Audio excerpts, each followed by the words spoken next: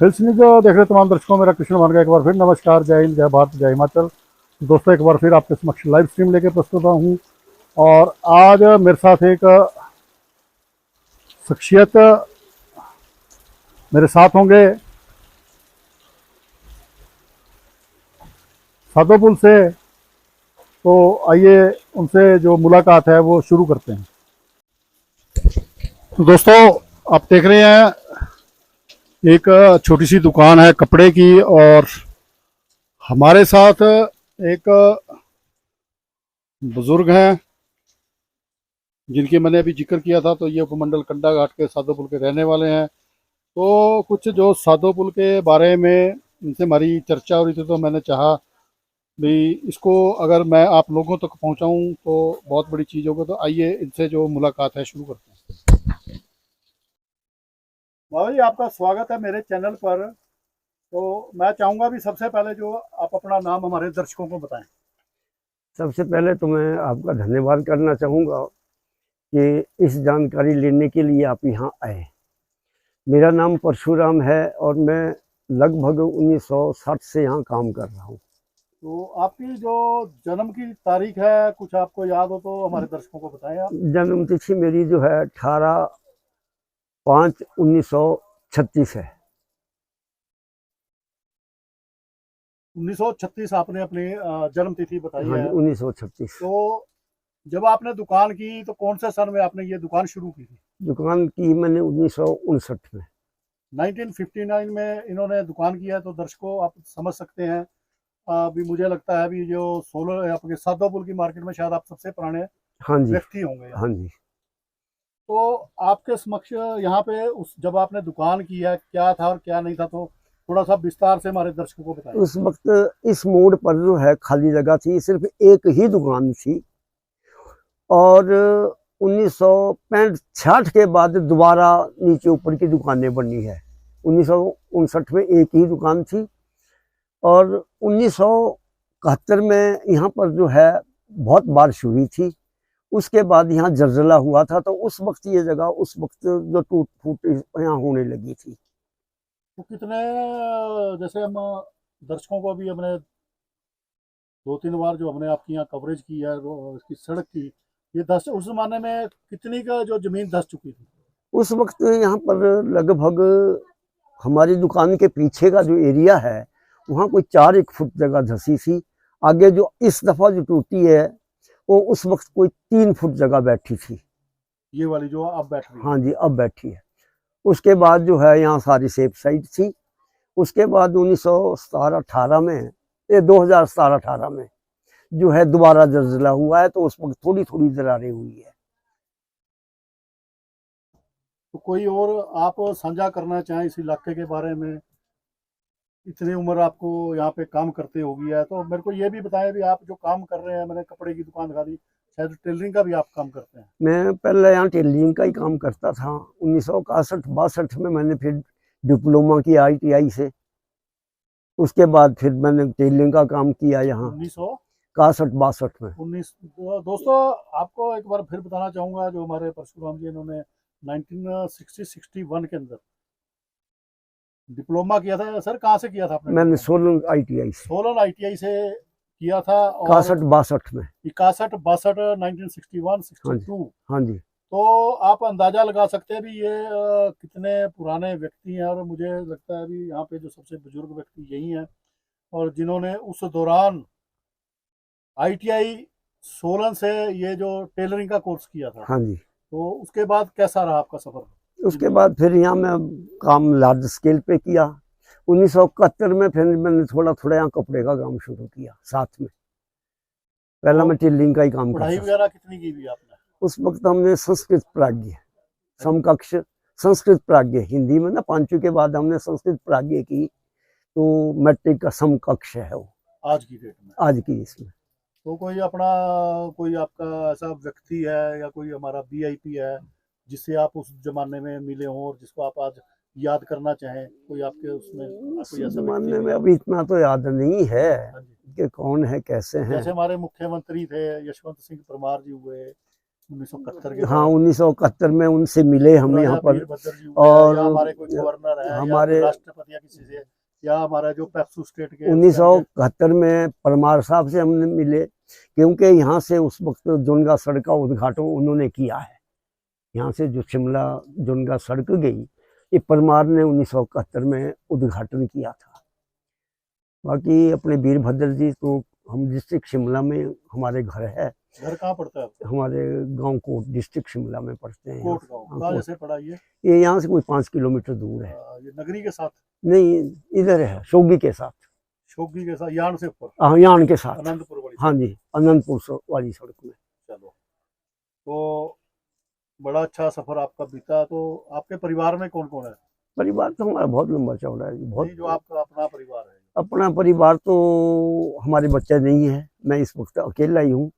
बाकी भाइयों के बच्चे हैं, भाई है। परिवार हमारा 60-70 आदमी का है। तो ये जो सड़क धंसी है, और मैं देख रहा हूँ भी आपकी शायद दुकान में भी कुछ दरारें आई हुई हाँ हैं, जी, क्या कहना चाहेंगे इस विषय में? इसके बारे में हम ये कहेंगे कि इसके लिए अब ये तो प्राकृतिक आपदा है, इसके बारे में हम कुछ नहीं कह सकते। लेकिन ये लगभग 1971 में शुरू हुआ था, उसके बाद यहाँ नॉर्मल था, और 2017-18 में जो है ये दोबारा इसमें हुआ। उस वक्त प्रशासन ने भी यहाँ जद्दोजहद की, नोटिस बोर्ड भी लगाया हमारे को यहाँ के भाई दुकानें हटा दो, खाली कर दो। लेकिन खाली करने का तो ऐसा है कि कुछ टाइम तक तो हम बंद रही दुकानें, लेकिन 30-40 दुकानें यहाँ कहाँ ट्रांसफ़र करेंगे, कोई जगह तो है नहीं। 35-40 परिवार यहाँ से पल रहा है, तो इसलिए जब तक यहाँ सुरक्षित है तब तक तो यहाँ ही रहेंगे।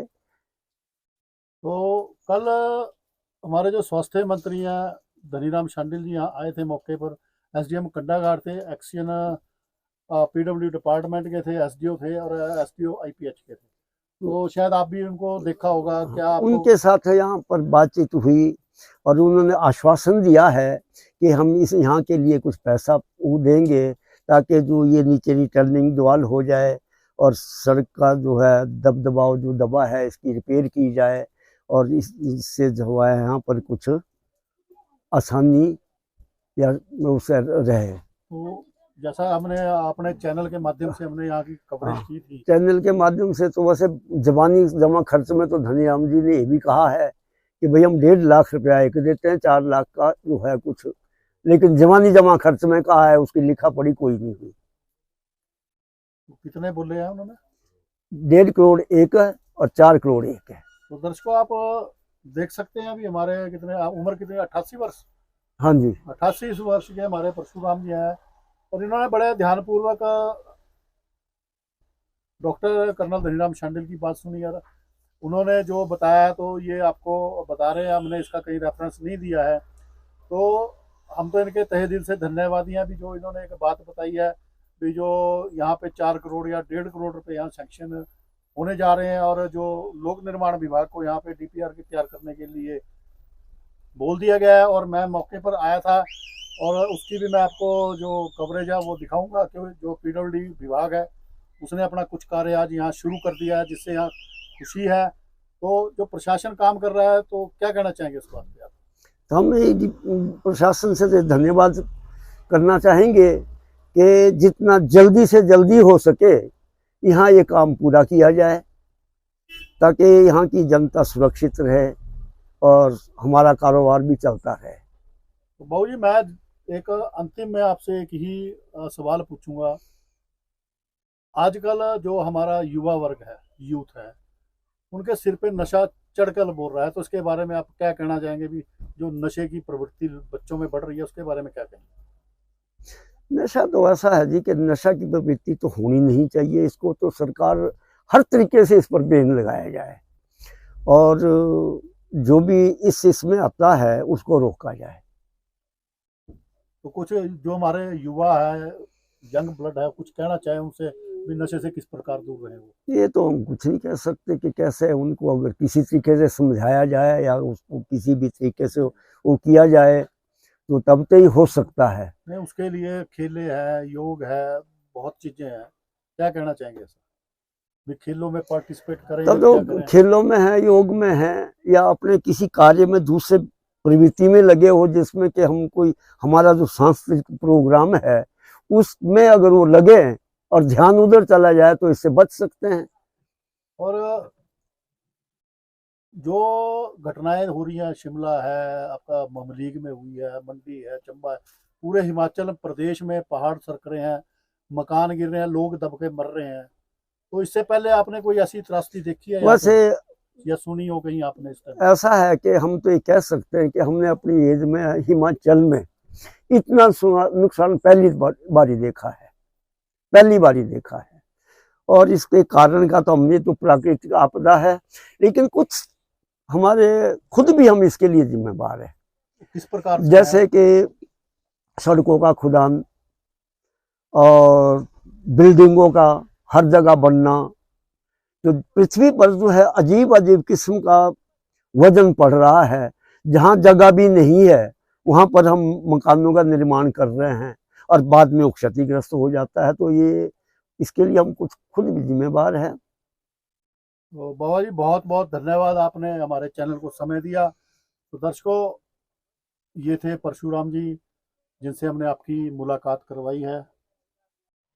दोस्तों, ये थे 88 वर्षीय हमारे बुजुर्ग परशुराम जी जिनसे हमने आपकी मुलाकात कराई, और बड़े ही स्पष्ट अंदाज में इन्होंने अपनी जो कहानी है हमारे दर्शकों को सुनाई है, और मैं तहे दिल से इनका धन्यवाद करता हूँ। इन्होंने अपना कीमती समय हमें दिया, और जैसा कि इन्होंने जिक्र किया है त्रासदी के बारे में, और जो अभी त्रासदी पूरे हिमाचल प्रदेश में हुई, खासकर हमारे शिमला जो हमारे नज़दीकी क्षेत्र है, सिरमौर है, और आपका कंडाघाट का क्षेत्र खासकर ममलीग, तो परशुराम जी ने एक ही बात बोली है, 20 प्रकार की त्रासदी उन्होंने कभी सुनी नहीं थी, और उसके क्या कारण रहे वो भी इन्होंने विस्तृत बताया है। तो मैं एक बार फिर इनका तहे दिल से धन्यवाद करता हूँ।